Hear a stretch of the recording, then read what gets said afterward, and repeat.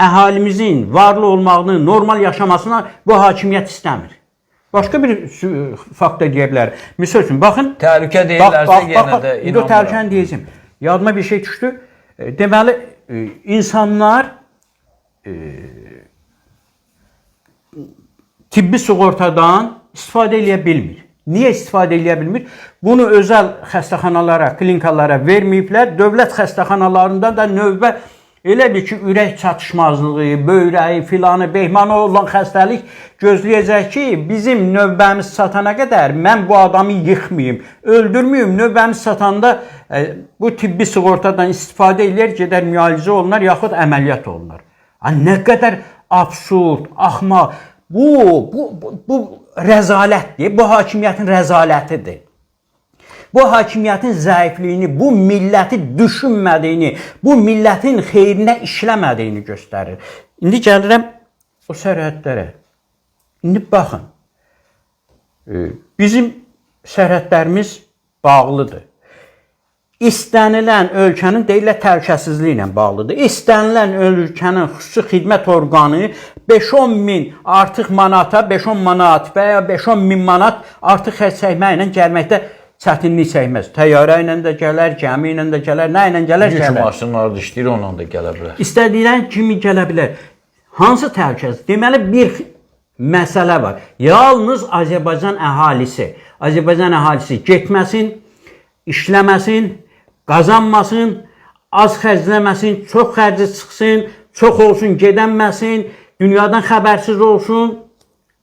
Neynəmək istəyirik? Hara gedirik bundan? Misal üçün, o jurnalistləri tutdular, o qızları, meydan... TV, Abzas TV. Meydandı, Abzasdı, o biri nə idi? Nə bilim, 3-4 dənə də indi. Bu qızları tutdular. Dayandı o araşdırmalar. Abzasda yenə öz fəaliyyətini göstərir, meydan da yenə öz fəaliyyətini göstərir, toplum da yenə öz fəaliyyətini göstərir. Ay, ya nə eləmək istəyirik? Nə eləmək istəyirik? Bundan uğur qazana biləcəksə qazanmalıydıq, qazananmadıq. O illərdir olmayıb. İndi yaxşı, Türkiyədəki tələbələr Naxçıvana da gələ bilmir. Naxçıvandan olanlar gələ bilir. Naxçıvandan olanlar, indi mən Naxçıvanlıyam, Naxçıvanın qeydiyyatında deyiləm. Naxçıvandan olanlar gələ bilməz. Naxçıvan qeydiyyatında olan gələ bilər. Yəni, Azərbaycan əhalisinin 300 mini. Maksimum, o da hələ. Bu ayrı seçkilik nədir? Bölgə ayrı seçkiliyi. Bu nə bir abırçılıqdır? Deyirəm, Avropa Şengen zonası yaradır. Biz Şuşuya, Qarabağa qeydiyyatçız gedə bilmirik. Bu anormal idarə etməni kim, niyə yaradıb? Məqsəd nədir? Eyibləri örtmək istəyirsən, örtə bilmirsən. Pasport yoxlanışı olsun. Amma sən portal bəzən də düşə bilmirsən. Mən portala görə getmirəm Şuşuya. Mən Şuşa üçün Paris keçirmişəm. Bilirəm. Amma mən Şuşuya niyə getməliyim? Mən Gəncəyə gedəndə, Lənkərana gedəndə, Şəkiyə gedəndə portaldan keçirəm. Niyə portaldan keçməliyəm? Mən deyirəm ki, mən Azərbaycandan kənarda olmamışam. Mən Təbrizi Azərbaycan sayıram, mən İran demirəm ora. Sən Şuşuya mənə xarici ölkə kimi rəftar edirsən.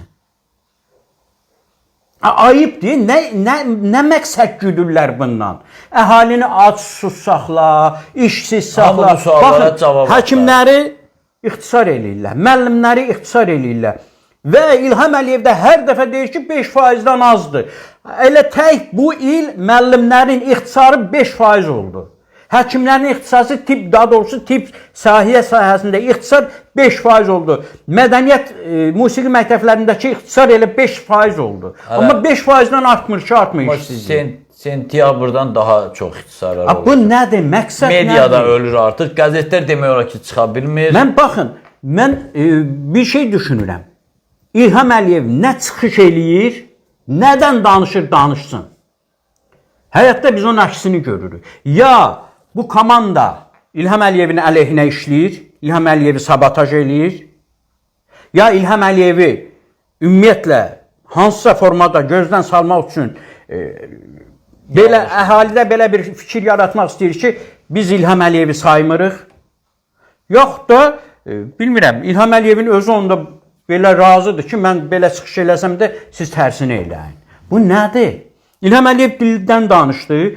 Bütün şadlıq saraylarında zaten hamısını xarici elədilər. Yeni saray var masada, İlham yeganədə. İlham Əliyev işsizlikdən danışır, ixtisar eləyirlər. İlham Əliyev nə bilim biznesdən danışır, biznesi məhv eləyirlər.